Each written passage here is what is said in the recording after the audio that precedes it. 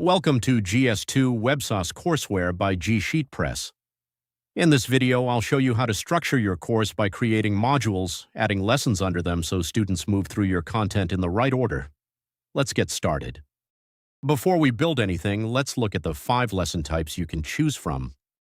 1. Text, for reading content or instructions. 2. Video, you can embed from YouTube, Vimeo, or upload a hosted video. 3. Quiz, a scored quiz linked directly to the lesson. 4. Resource, for PDFs, worksheets, templates, or downloadable files.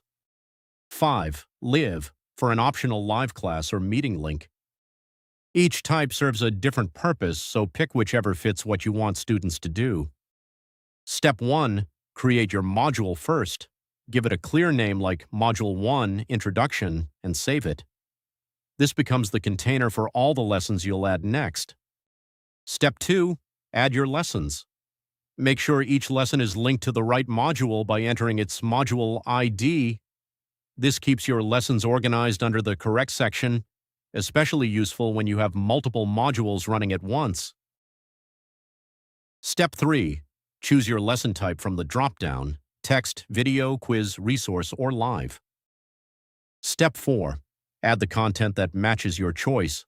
Paste a video URL for video lessons, upload or link a file for resources, connect a quiz, or paste a meeting link for live sessions. Step 5. Set the lesson order. Drag and drop your lessons into the sequence you want students to follow. Step 6. Preview the student view. This lets you see exactly what your course will look like before students enroll, so you can catch anything that needs fixing. And that's it. Go ahead and start building your course. And if you found this helpful, check out our other tutorials linked below.